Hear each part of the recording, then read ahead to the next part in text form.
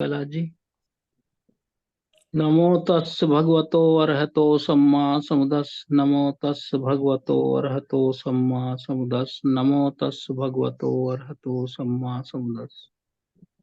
तथागत गौतम बुद्ध भगवान कश्यप बुद्ध से लेकर तनहंकर बुद्ध, सभी बुद्धों से मैं अंजलिबद्ध याचना करता हूँ कि हमारे महाबोधि सोसाइटी के भिक्षुगण, जनरल सेक्रेटरी पी शिवली थेरो और हमारे इस धम्म सभा के आयोजक, संचालक, श्रोतागण और वक्तागण, सभी का कल्याण हो, सभी का मंगल हो और सभी को भगवान बुद्ध की कृपा से उनके दुख दूर हों। कैलाश जी ने बताया धम्मानुपස්සना में कई पोर्शन हैं। पिछली बार 5 न्यूरन थे, इस बार 5 स्कंद हैं, उपादान स्कंद। फिर वो 6 आंतरिक, 6 बाह्य आयतन हैं। उसके बाद 7 बोधंगम है। उसके बाद फिर 4 आर्य सत्य। इस तरह इतने पार्ट हैं इसमें। धम्मानुपස්සना, क्योंकि धम्म का जो विस्तृत अर्थ है, इसमें भगवान बुद्ध ने सभी चीजों को कवर कर लिया है। ये सब विपස්සना का सबसे महत्वपूर्ण और बहुत ही सबटल पार्ट है। इसमें गूढ़ चीजें हैं, लेकिन हम लोग सीख रहे हैं सब। जितना समझ में आता है उतना हम लोग व्याख्या करते हैं, समझते हैं। अब इसमें जो धम्मानुपස්සन में 5 उपादान स्कंध हैं, ये जो रूप है, वेदना, संज्ञा, संस्कार, इनको ही उन्होंने कहा है इन पर कैसे ध्यान लगाया जाए। संयुक्त निकाय के भाग 2 में जो सूत्र संख्या 79 है, खादनीय सूत्र, जो भगवान बुद्ध ने शरावस्ती में उपदिष्ट किया था भिक्षुओं को, उसमें इन 5 उपादान स्कंधों की प्रकृति और इनका स्वभाव बताया है भगवान बुद्ध ने। ये मैं इंट्रोडक्टरी बता रहा हूं। जैसे रूप है, भिक्षुओं, इसे रूप क्यों कहा जाता है? क्योंकि भिक्षु यह प्रभावित होता है। किससे प्रभावित होता है? यह शीत से प्रभावित होता है, उष्ण गर्मी से, भूख से, प्यास से, डांस, जैसे गैड फ्लाई, जो बड़ी मक्खी होती है एक, मच्छर, मक्खी, वायु, धूप, सांप आदि कीड़े मकोड़ों से प्रभावित होता है। जब ये अटैक करते हैं या काट लेते हैं, उससे प्रभावित होता है। अतः भिक्षु इसे रूप कहते हैं, क्योंकि ये स्थान घेरता है और ये दृश्यमान है, दिखाई पड़ता है, इसे रूप कहते हैं। स्थान घेरता है। बाकी जो हमारे 4 स्कंध हैं, वो चित्त से जुड़े हुए हैं, इसलिए वो स्थान नहीं घेरते और दिखाई नहीं देते। फिर वेदना के बारे में कहा भगवान बुद्ध ने। फिर भिक्षुओं, वेदना को वेदना क्यों कहा जाता है? क्योंकि भिक्षुओं यह अनुभव करता है। वेदना का जो अंग्रेजी अनुवाद किया है फीलिंग, वो फील माने अनुभव करना ही है। तो ये वेदना, जैसे कहीं चोट लग गई है तो अनुभव की जाती है, वेदनाएं होती हैं, तो अनुभव करता है, अतः वेदना कहा जाता है। क्या अनुभव करता है? यह सुख का अनुभव करता है। जब हम सुख की भावना या फीलिंग आती है, तो हमारा जो चित्त है वो प्रसन्न चित्त फील करता है, सुखी होता है, और ये दुख का भी अनुभव करता है। जब कोई दुख में पड़ते हैं हम लोग, वैसे तो 24 घंटे हम दुखों से ही गुजरते हैं, पंच उपादान स्कंध ही दुख है, तो लेकिन संसार में हम लोग उसे दुख समझते हैं जो कुछ प्राप्ति हो गई, सुख हो गया, कोई दुर्घटना हो गई, शारीरिक क्षति हो गई, कोई मृत्यु हो गई, तो उसे ही दुख मानते हैं। लेकिन दुख तो सतत प्रक्रिया है, ये तो रात दिन चलती रहती है। लेकिन ये कुछ दुख वो अनुभव नहीं करता, उसे भी अनुभव करते हैं जो बहुत ही अंडर करंट चल रहा सफरिंग का, उसे जो आगे बढ़ जाते हैं उपासक साधक या भिक्षु, जो संयोजनों का प्रहाण करते हैं और 24 घंटे माइंडफुलनेस उनकी बनी रहती है, जागरूकता बनी रहती है पंचस्कंद उपादानों के प्रति, क्षण प्रति क्षण इनका वो एक्शन रिएक्शन वॉच करते रहते हैं, अनुभव करते रहते हैं, तो वो उसको होता है असुखा दुखा वेदना भी होती है। फिर जब थोड़ा थोड़ा प्रगति होने लगती है, फिर वो समझने लगता है कि ये तो इसका स्वभाव है, इसको तो कोई नहीं रोक सकता, और इससे व्यथित होना, हर वक्त इसी पर ध्यान देकर दुखी रहना, ये बंधन में और ज्यादा आदमी की जो मोहपास है उसमें पड़ जाएगा। इसलिए वो जो असुखा दुखा को अनुभव करने लगता है, अनुभव करना इस वेदना को कहा जाता है। फिर संज्ञा है, भिक्षु संज्ञा क्यों कहा गया है?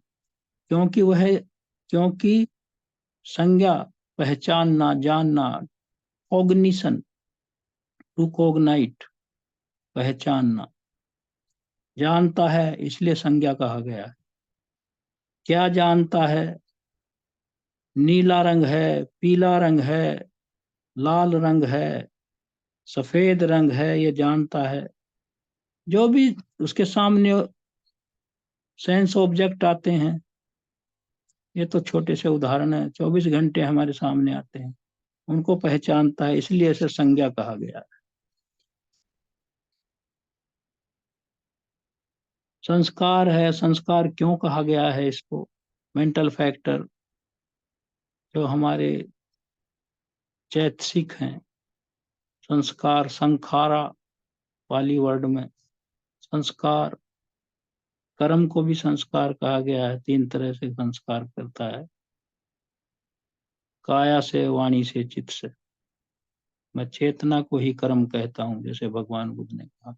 तो संस्कार के विभिन्न वर्ग वो हैं, मीनिंग है, ये अनेकार्थी शब्द है। तो इसको संस्कार क्यों कहा गया है? क्योंकि ये कृत्रिम का अभिसंस्करण करता है।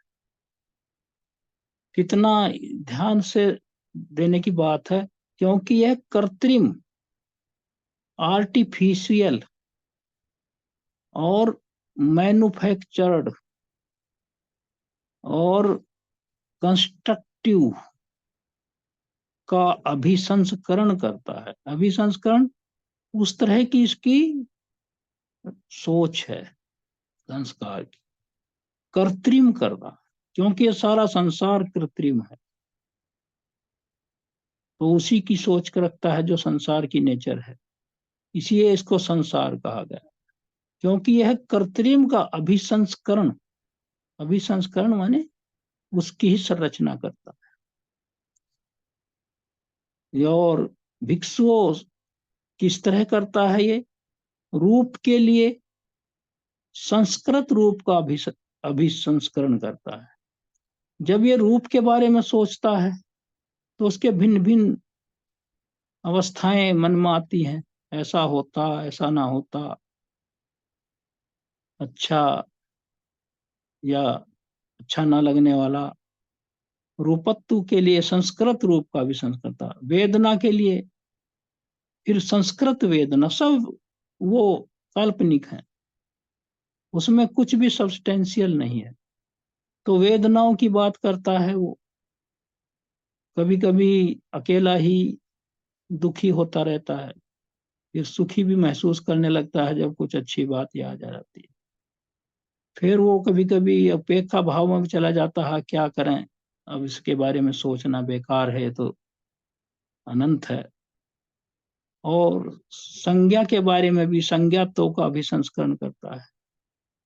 जो भी वो जानता है, उसके जानने के आधार पर एक ऑब्जेक्ट को देख कर उसकी लिंक जुड़ने लगती है, फिर उसकी एक बहुत ज्यादा कोरोलरी बन जाती है, श्रृंखला बन जाती है। वो भी सब कृत्रिम है, जो जो चीजें वो जानता है वो सब कृत्रिम है। फिर विज्ञान के लिए विज्ञान विज्ञान का भी संस्करण करता है। फिर चित्त का तो कोई और छोर नहीं है, वो अतीत में भी चला जाता है, वर्तमान में भी रहता है, और भविष्य के लिए भी वो सोचने लगता है। संस्कृत जो कृत्रिम चीजें हैं, इसलिए भगवान बुद्ध ने कहा, मेरे उपासक अतीत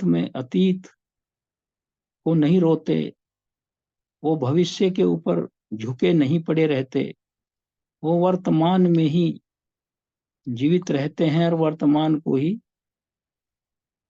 कुशल कर्मों में व्यर्थ रहते हैं। तो ये इस तरह का है विज्ञान के बारे में। इसलिए इस सब ये संस्कृत का अभी संस्करण करता है, इसलिए संस्कृत कहा गया है। फिर विज्ञान कहा है, फिर भिक्षु विज्ञान को विज्ञान क्यों कहा गया है? क्योंकि यह पहचानता है। माइंड का क्या काम है? चित्त का चैतसिक के साथ मिलकर पहचानना, किसी भी सेंस ऑब्जेक्ट को पहचानना। सेंस ऑर्गन के जितने सेंस ऑब्जेक्ट हैं, हमारे इंद्रिय के जो ये जो वस्तुनिष्ठ मतलब यह है पदार्थ हैं, ऑब्जेक्टिव जिसमें है, वस्तुनिष्ठ जितनी वस्तुएं हैं उनको पहचानता है ये। तो उनको पहचानता है, इसको विज्ञान कहते हैं। विज्ञान पहचानता है, कैसे पहचानता है? ये खट्टे को पहचानता है, मीठे को पहचानता है, तीखे को पहचानता है, और जो जैसा सेंस ऑर्गन का ऑब्जेक्ट का स्वभाव है उसी रूप में उसको पहचानता है। फीका है और नमकीन है, जितने रस हैं संसार में, जितने भी उनके फ्लेवर्स हैं, उनको उसी के रूप में, क्योंकि उनका उपभोग किया होता है उसके द्वारा, इसलिए उसको पता है। और जो ऐसी वस्तु है जो उसका उपभोग नहीं किया है, उसके सामने आई नहीं कभी, खाद्य पदार्थ या कोई चीज, तो उसको स्वाद नहीं बता सकता। फिर उसको पहली बार जब उसको यूज करेगा उसी के बाद पहचान सकता है। इसी तरह हमारी जो जो एक मैंने कहा है कि जो चीज उसके सामने नहीं आई उसको नहीं बता सकता, इसी तरह यहाँ मैं इस पर एम्फेसिस करूंगा, इसी तरह हम लोग उन्हीं काम भोगों में लिप्त हैं। हमारे पंच उपादान स्कंधों की इंद्रिय जो, और जो ऑब्जेक्टिव का जो कोऑर्डिनेशन है, उन्हीं में लिप्त हैं, जिनमें हम उसमें जब से जन्म मरण की परंपरा में हम पड़े हैं उसी में करते आ रहे हैं। इसलिए हम उसी को समझते हैं कि यही जीवन का आधार है, यही जीवन का मूल्य है, यही जीवन का सुख है, यही दुख है। लेकिन वो इग्नोरेंटली सब कर रहे हैं हम लोग। इसलिए विज्ञान, इसलिए भगवान बुद्ध का जो धर्म है, जो हमारा चित्त है, उसको भगवान बुद्ध ने उसको पहचानने के लिए कहा है। कि ये जो लोक है ये कहाँ से इसका उद्गम है, कहाँ से इसकी मतलब यह है जो जितनी भी प्रकृतियां हैं, हमारा जन्म मरण है, ये किसका, इसका रूट कॉज क्या है। तो विज्ञान उसको नहीं पहचान पाता, वो भगवान बुद्ध ही पहचान पाते हैं, अरहत पहचान पाते हैं, जो 10 संयोजनों का प्रहाण करके पहले श्रोतापन, फिर सकदागामी, अनागामी, तो इस तरह की जो होता है। तो विज्ञान को हमें अपने चित्त को उन्हीं को पहचानने की तरफ ले जाना है जिनकी पहचान तृष्णा है, अविद्या है, और जो हमारा स्पर्श है, वेदना है, ये सब जो है उपादान है। ये चीजें विज्ञान में अपने आप नहीं है, ये इनमें इन्फ्यूज करनी पड़ेगी भगवान बुद्ध के अष्टांगिक मार्ग और 4 आर्य सत्य के आधार पर। क्योंकि है ये चित्त में कोई भी चीज पड़ी रहती है, उसकी स्मृतियां, लेकिन हम तो उन्हीं को अपना वो समझते हैं दायित्व या हमारा फायदे की वस्तुएं, जिनमें हम सांसारिक प्लेजर्स में पड़े हुए हैं। इसलिए विज्ञान जो हमारा है, चित्त है, वो इधर से ओपेक है। उस पर कभी भी भगवान बुद्ध का 4 आर्य सत्य का या कुशल है कुशल का, तृष्णा का, उपादान का और इनके विपाक का कभी किस कोई जब बताएगा नहीं तो वो समझ में नहीं आएगा, और उसको उसकी कल्पना के बाहर की चीज है वो। मैं कहने का मतलब ये है, इसलिए भगवान बुद्ध का धर्म समझ में नहीं आता, क्योंकि ये कल्पना के बाहर की चीज लगती है। कि कितना भी पढ़ता है आदमी, पढ़ लेता है, फिर भी वो पढ़ने का मतलब थोड़ा ही कि रियलाइज कर लेगा। वो रियलाइजेशन कठिन है। जैसे भगवान बुद्ध के जो प्रथम धर्म सेनापति थे सारिपुत्र भंते जी, उनसे पूछा गया, एक दूसरे धर्मावलंबी ने पूछा, आपके आर्य विनय धर्म में सबसे कठिन काम क्या है। तो सारिपुत्र जी भंते जी ने उत्तर दिया, इसमें परव्रजित होना या ऑर्डिनेट होना कठिन है। फिर उन्होंने पूछा, जो इसमें परवर्जित हो जाता है उसके लिए क्या कठिन है। उन्होंने फिर कहा कि उसके लिए धर्म के प्रति जो भगवान बुद्ध का जो धर्म है, जो शिक्षाएं हैं, उसके प्रति अनुराग बनाए रखना कठिन है, आसक्ति बनाए रखना कठिन है। क्योंकि जैसे हम संसार में मोह पैदा हो जा मोह से जकड़े हुए हैं, इसी तरह हम धर्म से नहीं जकड़ पाते जल्दी। वो उससे हम दूर भागते हैं, क्योंकि वो ऐसे लगता है जैसे खुश्क चीज हो कोई, और ये तो ऐसी नीरस सी चीज लगती है।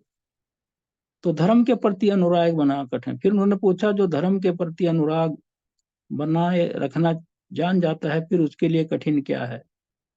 फिर भगवान बुद्ध के जो धर्म सेनापति जी थे, उन्होंने कहा, धर्म के अनुसार आचरण करना कठिन है। क्यों ये कहा, तो उसके बाद फिर उन्होंने कहा, जो धर्म के अनुसार आचरण करता है और उसको उसी तरह करने लगता है जैसा रिक्वायर्ड है, तो फिर उसको निर्वाण में कितना समय लगता है। भंते जी ने कहा कि फिर समय ज्यादा नहीं लगता, वो 12 साल भी लग सकते हैं, कहते कहते वो 1 हफ्ते तक आ गए, 24 घंटे तक आ गए। तो ये कहने का मतलब है मेरा, ये इंट्रोडक्टरी। अच्छा, ये जो 5 उपादान स्कंध हैं, जब वो बैठता है, कोई भी उपासक मेडिटेशन करता है, 5 उपादान स्कंधों का समझता है, तो उसका जो दिमाग जो है खूब दृढ़ता के साथ, स्टेड फास्टली जिसको कहते हैं, ये नाम रूप जो हमारे मेंटल एंड फिजिकल, जो हमारे जो शारीरिक और जो चित्त से जुड़े हुए जितने भी हमारे 5 उपादान स्कंध हैं, इन पर ध्यान लगाता है वो, जो हमने भी एक एक करके जिसको मैंने नरेट किया है। 5 एग्रीगेट, ये जो 5 उपादान स्कंध हैं, देखिए 5 स्कंद भी कहा जा सकता है, और 5 उपादान स्कंद क्यों कहा भगवान? वो 5 स्कंद 5 एग्रीगेट से भी काम चल सकता है, लेकिन 5 एग्रीगेट्स ऑफ क्लिंगिंग, 5 पंच उपादान स्कंद क्यों कहा है? वो इसलिए कहा है क्योंकि इनके प्रति हमारा उपादान है। इनके हमारे ये जो एग्रीगेट हैं, ये जो उपादान के ऑब्जेक्ट हैं, ये उपादान जो है, जो intensive nature of the craving, जब हमारी तृष्णा इतनी गहरा जाती है तो वो ज्यादा, फिर वो हम उसमें फंस जाते हैं। तो उपादान उसी को कहते, उपादान तृष्णा का एक इतना वो रूप है, क्लाइमैक्स है वो।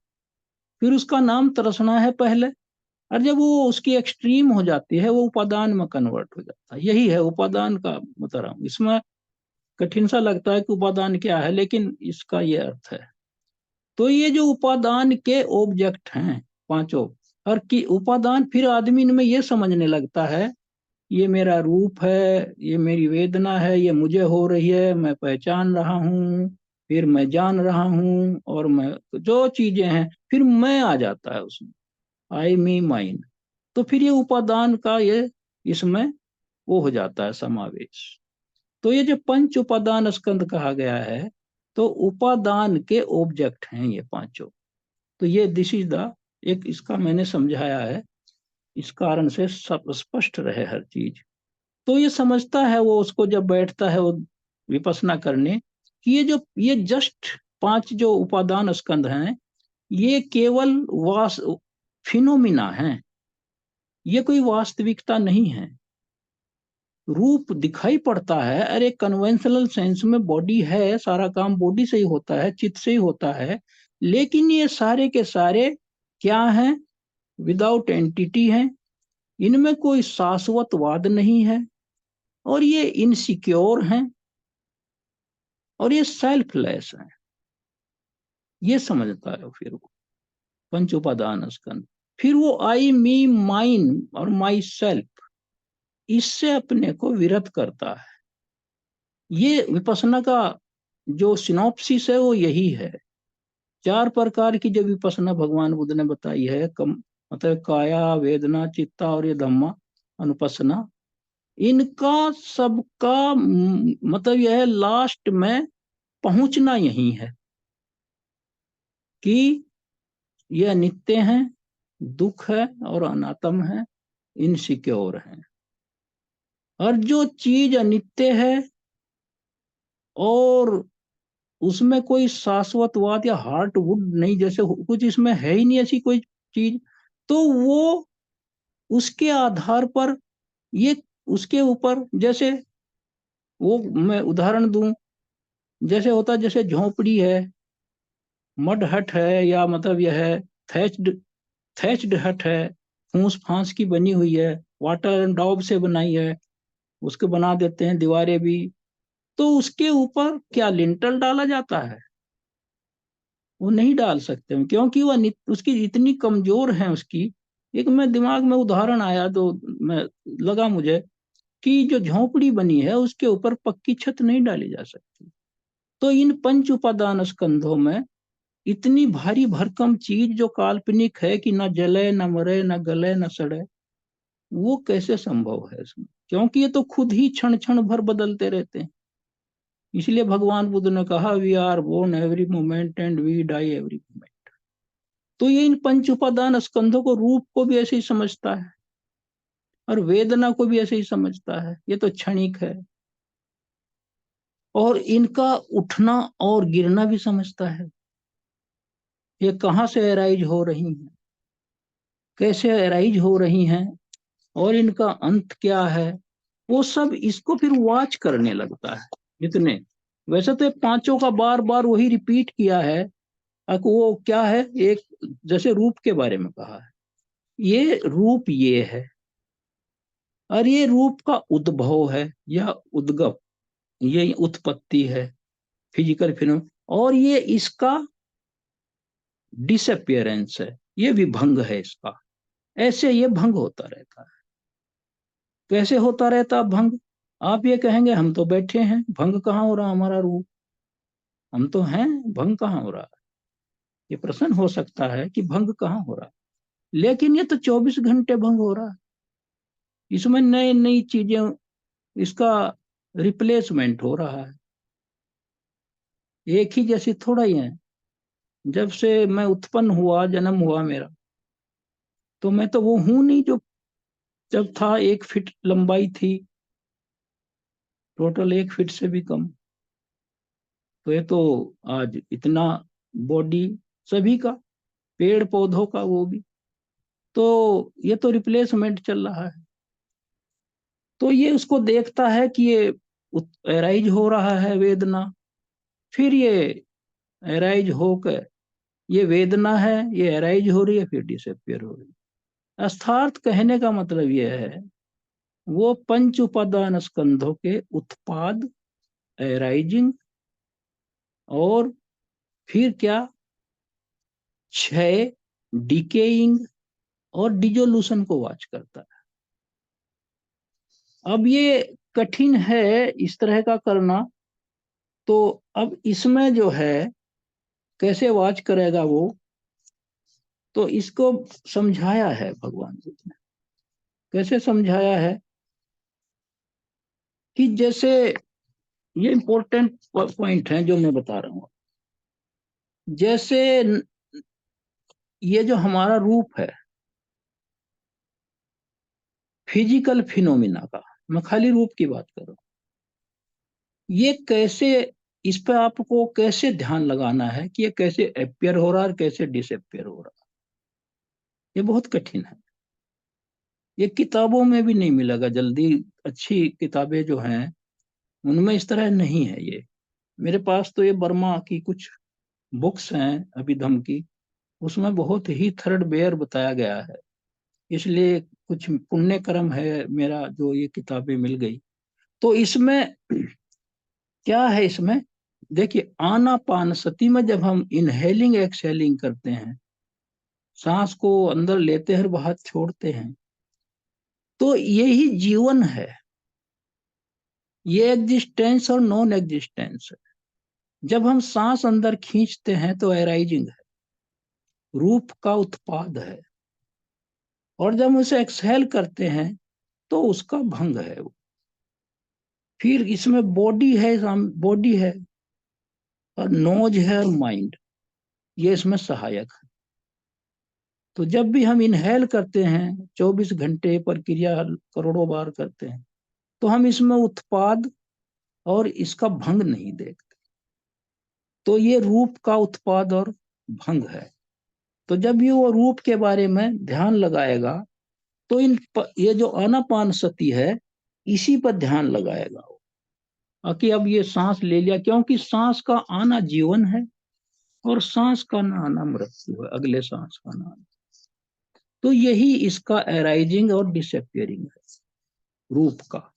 और इस, क्योंकि सांस लेने में ऊर्जा खत्म होती है दोनों में। हालांकि उसको लगता नहीं कि हम उसमें फटीग हो रही है या हम टायर्ड हो रहे हैं उसमें, लेकिन फिजिकल प्रोसेस तो है उसका। उसमें सारे जो कंटिंजेंट हमारे ऑर्गन्स हैं वो तो काम कर ही रहे हैं ना, उनका यूज हो रहा धीरे धीरे। जब कोई यूज होगा धीरे धीरे तो डेप्रिसिएशन भी आएगा, चाहे वो कितना ही स्लो हो। तो ये थोड़ा ही कि वो ज्यों का त्यों रहेगा। हालांकि वो रिप्लेसमेंट भी होता रहता है, लेकिन जैसे जैसे आयु बढ़ती है तो रीजनरेशन कम हो जाता है, डीजनरेशन ज्यादा हो जाता है, रेशियो उसका इस तरह क्षरण की तरफ ज्यादा हो जाता है, डीके की तरफ ज्यादा हो जाता है। फिर वेदना के बारे में कहते हैं कि भाई वेदना का अपियरिंग होना, डिसअपियरिंग, ये कैसे होती है। तो इसमें वेदना जो है, कैसे, किस तरह इसको हम पहचान नहीं पाते, और ये किस तरह इसका, चार आर्य सत्य की जानकारी ना होना, तृष्णा की जानकारी ना होना, कर्म के प्रभाव की जानकारी ना होना, और स्पर्श जान, जो हमारे प्रतीत समुत्पाद की 7वीं कड़ी है। तो इसका अज्ञानता की वजह से वेदना को अपियरिंग डिसअपियरिंग ना जाए, क्योंकि चार आर्य सत्य जिसमें प्रतीत समुत्पाद भी समाहित है और स्पर्श स्पर्श से ही वेदना उत्पन्न होती है। तो इसको अगर हम चार आर्य सत्य को जानते हैं, स्पर्श को जानते हैं, हर कर्म के प्रभाव को जानते हैं और तृष्णा को जानते हैं, तो इन्हीं के प्रभाव से तो हमारा जन्म हुआ है। अगर हम इनको जान लेंगे तो फिर जब जन्म ही नहीं होगा तो वेदना कहाँ से रहेगी, और जब वेदना होगी तो होगी ही सब काम, जो जहाँ पंच उपादान स्कंद होंगे वहां सारा काम होगा। तो इनकी अज्ञानता वश वेदना ये क्यों उठ रही है, तो ये तो उठेंगी जहां पंच उपादान स्कंद है, वे अराइज होंगी, फॉल होंगे, अराइज होगी, फॉल होगी। तो ये इस तरह का इसके बारे में समझाया गया है। फिर उसके बारे में समझाया गया है फिर आगे जो जो हमारे दूसरे एग्रीगेट्स हैं, जो संज्ञा है, ये सारे एक ही तरह के हैं। संज्ञा संस्कार ये हमारे विज्ञान का ही अंग है। ये रूप को छोड़ के वेदना संज्ञा संस्कार, ये विज्ञान का चारों मिलकर ही विज्ञान को बनाते हैं। तो इसमें फिर वो समझता है कि चार इसमें इनको, इसमें आप संज्ञा को भी ले लीजिए और संस्कार को भी ले लीजिए और विज्ञान को भी ले लीजिए और माइंड को भी ले लीजिए। तो इसमें भी यही है, इग्नोरेंस ऑफ द चार आर्य सत्य और तृष्णा, कर्म और मानसिक जो नाम रूप का जो कॉम्प्लेक्स एग्रीगेट है, विचित्र जो है ये नाम रूप का, इसके अपियरेंस और डिसअपियरेंस को, इसीलिए इनकी जो अज्ञानता है हमारी चार आर्य सत्य की और तृष्णा की, कर्म की, तो इसकी अज्ञानता की वजह से ये सब नहीं हम कर पाते कुछ भी। तो इस तरह का है। फिर आगे इसका जो है ये चलता रहता है, इसका जितने भी 5 उपादान स्कंध हैं, तो इस तरह इसको वो करता रहता है जो, तो ये चीजें हैं इसमें। फिर इसको इन्होंने लास्ट में इसको इस तरह का भगवान बुद्ध ने कहा है कि जब वो इस तरह समझने लगता है तो स्टेज बाय स्टेज उसको पंच उपादान स्कंधों का अनित्य, दुख, अनात्म का स्वरूप समझने लगता है। और फिर वो ये भी समझने लगता है, सबसे इंपॉर्टेंट बात ये भी है इसमें, कि जैसा मेरा रूप है ऐसा ही दूसरों का रूप, और जो प्रक्रिया उत्पाद स्थिति भंग की मेरे पंच उपादान स्कंधों में चल रही है वही दूसरों के अंदर है। फिर वो दूसरों को भी इस तरह नहीं समझेगा कि मेरी पत्नी हमेशा मेरे साथ रहे, मेरा पति मेरे साथ रहे, मेरा परिवार हमेशा मेरे साथ रहे। फिर उनके बारे में भी उसका जो मोह पास है, फिर वो प्रज्ञा के आधार पर वास्तविक रूप को जान के वो फिर उनके बारे में भी मेंटली तैयार रहता है कि ये तो सभी एक ही प्रक्रिया से गुजर रहे हैं। इसका फिर सबसे बड़ा लाभ ये होता है। और फिर वो जो माइंडफुलनेस उसकी जो प्रोग्रेसिव ऑर्डर में जब जाती है, फिर वो श्रोतापन होगा, फिर सकदागामी होगा, फिर अनागामी होगा, फिर अरहत होगा। इस तरह ये सारे के सारे जो हैं कॉन्शियसनेस और माइंड जो है, ये सब जितने भी रूप के अलावा चारों हैं, इनका अपियरिंग डिसअपियरिंग जो मैंने आपको बताया, रूप का तो आनापान सती से आप देख लेंगे कि जब हम रूप इनहेल कर रहे हैं, एक्सहेल कर रहे हैं, तो उससे, और जो वेदना है उसका वेदना उठ रही है, खत्म हो रही है, वो इसलिए थोड़ी सबटल है क्योंकि चार आर्य सत्य का ज्ञान नहीं था, क्रेविंग का ज्ञान नहीं है, कर्म का ज्ञान नहीं है और स्पर्श का ज्ञान नहीं है। जब स्पर्श होगा वेदना होगी, जहां पंच उपादान स्कंध होंगे वहां दुख होगा, और जहां दुख होगा तो समझो पंच उपादान स्कंधों में ही दुख हो रहा है। अगर दुख या निर्वाण जिसको कहा गया है, वो दुख निर्वारण ही तो है। वो तो दुख हमेशा के लिए उसका निवारण हो जाता है उसका। तो पंच उपादान स्कंद के बारे में ये जो धम्मानुपස්සना है, इनके अपियरिंग डिसअपियरिंग, जैसा मेरा है ऐसा ही दूसरा है, दूसरों का है, और धीरे धीरे जब वो इसको स्टेज बाय स्टेज करता चला जाएगा तो इनके प्रति उसका डिटैचमेंट होता चला जाएगा, पंच उपादान स्कंध के प्रति। तो इसलिए ये पंच उपादान स्कंधों पर जो विपස්සना है, जो धम्मानुपස්සना है, ये बड़ा थोड़ा सा इसमें फोकस करने पे ही, और इनकी जो बैकग्राउंड जो जानता है नित्य दुख अनात्म की, और इसके शरीर के एक एक उस पे माइंड के और उस पे जो ध्यान देगा तो वो तभी समझ में आएगा। क्योंकि ये अंधेरे में छलांग लगाने जैसा है, to grope in the dark. क्योंकि अब तक तो हमने इन्हें मैं, मेरा, मेरी आत्मा, मेरा शरीर इसी रूप में देखा है हम लोगों ने। और बुद्ध की जो हमारी, भगवान सभी बुद्धों की जो शिक्षाएं हैं, उनमें ये सब अनित्य दुख अनात्म ही है, इनमें कोई सार नहीं है। इसीलिए उन्होंने रूप को झाग कहा है, फोम की तरह, जिसमें छोटे छोटे बबल्स रहते हैं, बड़े नहीं होते, वो छोटे छोटे होते हैं, जैसे लेदर होता है, साबुन का झाग होता है। फिर वेदना को उन्होंने बुलबुले कहा है, जो थोड़ी देर आते फट जाते हैं, अभी सुख है कभी दुख है कभी। संज्ञा को उन्होंने मिराज कहा है, जैसे वहां लगता है कि पानी है रेगिस्तान में लेकिन पानी नहीं, उसी तरह संज्ञा आती है जाती है। संस्कार को उन्होंने, हाँ, ऐसा केले का पेड़ बताया है जिसमें कोई हार्ट वुड नहीं, अंदर कोई लकड़ी ऐसी नहीं है उसका अंदर, जैसे नहीं फर्नीचर बनाते कि इसका अंदर का लाल हिस्सा है शीशम का या किसी का साल का या साखू का, लकड़ी का, ऊपर का छिलका उतार दिया जो व्हाइट है, फिर अंदर की जो हार्ट वुड है जो उसमें ना घुन लगता हो, बहुत लोहे जैसी मजबूत, तो उस ऐसा कुछ नहीं है। पेड़ है जैसे केले का, चाहे जितना मोटा पेड़ हो, एक चाकू उसको आसानी से काट देता है, क्योंकि उसमें रेजिस्टेंस फोर्स ही नहीं है। इसलिए संस्कार का भी जो मैं शुरू में बताया, कृत्रिम है ये, कंस्ट्रक्ट है ये, इसमें कोई चीज भी मतलब यह है ऐसी कंक्रीट नहीं है। फिर विज्ञान को उन्होंने कहा कि ये तो बंदर की तरह है, मतलब यह है एक जादूगर की तरह है, ट्रिकस्टर की तरह है, आज ये अब ये सोच रहा, कल ये सोच रहा, क्षण क्षण बार इसका प्रकृति बदलती रहती है। तो ये जो वेवरिंग कंडीशन है ऑफ द माइंड, इसको कंट्रोल करने के लिए और इन पंच उपादान स्कंधों की वास्तविकता को समझने के लिए ये जो धम्मानुपස්සना का सेकंड सब पार्ट है, यही आज का मेरा विषय था।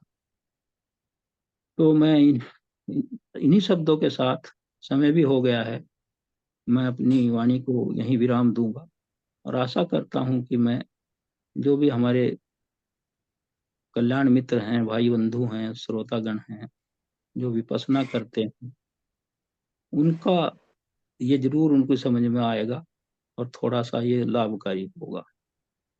इन्हीं शब्दों के साथ मैं सभी को मेरा नमो बुद्ध।